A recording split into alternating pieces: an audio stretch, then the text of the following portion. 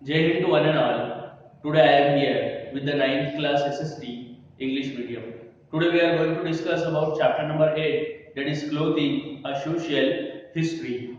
Today our topic is slum-chain laws and social hierarchy. So let's start.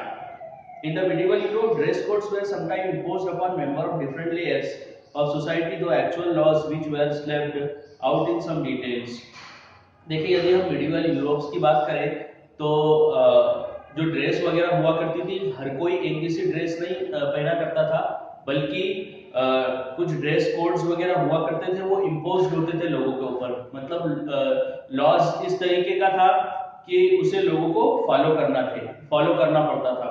From about 1794 to the time of the French Revolution in 1789, the people of France were expected to strictly follow that were known as slum-chain law। अब देखिए 1294 से लगाकर तो French revolution का जो time था, मतलब 1789 तक के जो फ्रांस के लोग हैं उनको इस लॉस को स्ट्रिक्टली फॉलो करना पड़ता था। ड्रेस कोड का जो लॉस था जिसको हम स्लमचरी लॉस कहते थे। अब देखिए ये लॉ क्या कंट्रोल करता था। ये लॉ जो था उसमें ना सिर्फ ये था कि हम अपनी मर्जी के अकॉर्डिंगली कपड़े वगैरह नहीं पहन सकते, बल्कि अपनी मर्जी के अकॉर्डिंगली भोजन नहीं कर सकते। मतलब कि जो अल्कोहल वगैरह है वो एरिस्टोक्रेसी और जो रॉयल फैमिली उनके लिए ही था, दूसरे लोग इसको कंजर्व नहीं कर सकते थे।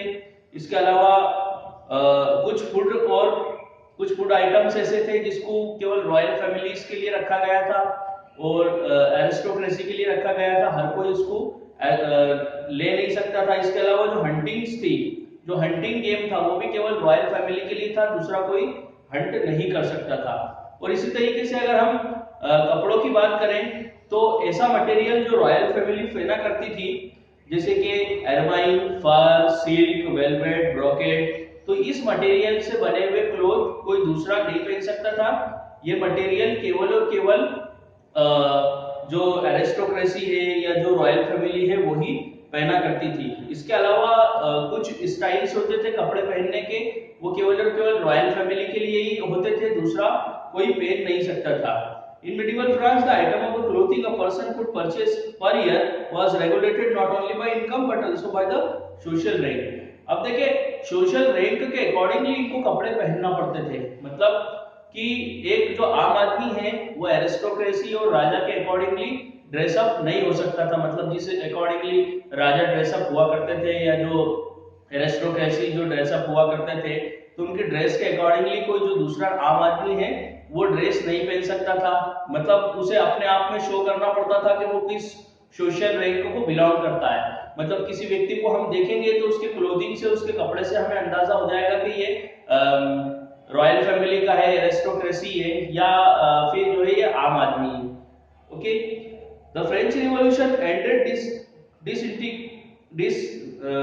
डिस्टिंक्शंस। देखिए अब ये सारे जो डिस्टिंक्शंस थे, ये फ्रेंच रिवॉल्यूशन जब हुआ तो फ्रेंच रिवॉल्यूशन पे खत्म हुए। As you know from chapter 1, member of Jacobin clubs even called themselves the sans culottes. अब देखिए हमने चैप्टर नंबर 1 के अंदर देखा था जैकोबिन क्लब्स के बारे में, हमने बहुत डिटेल में पढ़ा है। यदि आपको और पढ़ना है जैकोबिन क्लब के बारे में तो आप हमारे चैप्टर नंबर 1 की जो वीडियोस है वो देख सकते हैं। तो जो जैकोबिन क्लब्स था वो अपने आप को सेंट क्लूटीज कहते थे। तो who to distinguish themselves from the aristocracy who wore the fashionable knee breeches। देखिए ये अपने आप को एरिस्टोक्रेसी से डिस्टिंग्विश करने के लिए फैशनेबल नी ब्रीचेस पहना करते थे। Sans culottes literally mean that without knee breeches. देखिए सेंट क्लूटोस का मतलब लिटरली मतलब उसका यही होता है कि विदाउट नी ब्रीचेस, मतलब नी ब्रीचेस के साथ जो नहीं है, लेकिन उसके बावजूद भी इनकी जो ड्रेस हुआ करती थी वो नी ब्रीचेस हुआ करती थी। From now both men and women began wearing clothes that was loose and comfortable। अब देखिए फ्रेंच रिवॉल्यूशन के बाद जो मैन और वुमेन है वो इस टाइप के कपड़े पहनने लगे, जो लूज हुआ करते थे वो कंफर्टेबल हुआ करते थे। The colors of France, blue, white and red become popular as they were a sign of patriotic citizen। अब देखिए पहले जो स्लमचरी लॉस चलता था, लोगों को उसको फॉलो करना पड़ता था। लेकिन अब नई तरीके के जो कपड़े हैं, मतलब फ्रेंच रिवॉल्यूशन के बाद नई तरीके के कपड़े लोग पहनने लगे। ज्यादातर ब्लू, व्हाइट और रेड कलर के कपड़े बहुत ज्यादा पॉपुलर हुए, क्योंकि एक पेट्रियोटिक सिटीजन की निशानी थी, मतलब एक जो देशभक्त है उसकी निशानी मानी जाने लगी। Other political symbols too became a part of dress. अब देखिए इसके अलावा जो पॉलिटिकल सिंबल है, अब देखिए यहाँ पर फ्रेंच रिवॉल्यूशन हुआ है, फ्रेंच रिवॉल्यूशन के बाद में डेमोक्रेसी आई है, तो डेमोक्रेसी आई है मतलब अलग अलग पॉलिटिकल पार्टीज आई है। तो देखिए जो पॉलिटिकल सिंबल थे तो वो भी लोगों ने अपने ड्रेस का पार्ट बनाया। The red cap of liberty, long trousers and revolutionary cockade pinned on to a head.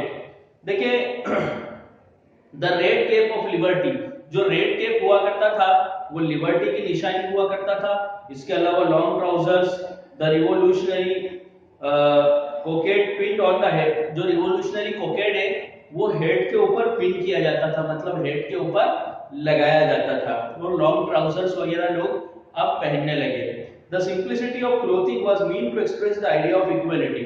अब देखिए इनकी जो क्लोथिंग है इसमें सिंप्लिसिटी हमें नजर आने लगी, मतलब कि एक आइडिया ऑफ इक्वालिटी, एक इक्वालिटी का आइडिया यहाँ से नजर आने लगा। जबकि पहले जब स्लमचरी लॉज था तो वहां पर कोई इक्वालिटी नहीं थी, जो राजा कपड़े पहनते हैं वो कोई दूसरा आम आदमी नहीं पहन सकता, यहाँ तक कि जो मटेरियल से राजा के कपड़े बनाए जाते हैं वो मटेरियल कोई दूसरा व्यक्ति इस्तेमाल नहीं कर सकता, मतलब उस मटेरियल से बने हुए कपड़े नहीं पहन सकता। जैसे कि फर है, फर है, सिल्क है, वेलवेट है, ब्रोकेट है, एरमाइन है, तो इससे बने हुए जो कपड़े हैं वो केवल और केवल रॉयल फैमिलीज के लिए और एरिस्टोक्रेसी के लिए ही हुआ करते थे। ओके, अब जब फ्रेंच रिवॉल्यूशन हुआ तो फ्रेंच रिवॉल्यूशन के बाद में जो रेस्ट्रिक्शंस है वो हटे, और अब जो आम लोग हैं वो भी अब जो आम लोग हैं वो भी कहीं ना कहीं अब उनके जो रेस्ट्रिक्शंस है वो खत्म हो गए। ओके, अब वो लॉन्ग ट्राउजर्स पहनने लगे और कैप ऑफ लिबर्टी लगाने लगे, है ना, the red cap of liberty, जो रेड कैप था वो पहनने लगे क्योंकि लिबर्टी का सिंबल था। लॉन्ग ट्राउजर्स वगैरह पहनने लगे, और इसके अलावा अपने हेड के ऊपर रिवॉल्यूशनरी कोकेट प्रिंट करने लगे। ओके, तो देखिए यहाँ पर क्योंकि अब ये सिटीजन हो गए तो इन्हें एक पेट्रियोटिक सिटीजन बनना है, तो अब इनके जो क्लोथ है वो भी एक पेट्रियोटिक सिटीजन मतलब देशभक्त नागरिक के अकॉर्डिंगली है। पहले जो थे वो स्लमचरी लॉ के अकॉर्डिंग थे, लेकिन अब क्योंकि इन्हें अच्छा नागरिक बनना है, देशभक्त बनना है, तो उसके अकॉर्डिंगली इनके क्लोथ यहाँ पर हो गए। ओके, तो यहाँ पर अब जो सिंप्लिसिटी ये क्लोथ की वो ये दर्शाती थी, वो इस आइडिया को दर्शाती थी कि इक्वालिटी के आइडिया को, कि हम सब इक्वल है। ओके ओके, तो आज के लिए बस इतना ही। ये पेज नंबर 160 का स्लमचरी लॉ एंड सोशल हायरार्की, ये आपको अच्छे से रीड करना है, रिवाइज करना है, ताकि आगे आने वाला टॉपिक आपको अच्छे से समझ में आ सके। ओके, जय हिंद, जय भारत।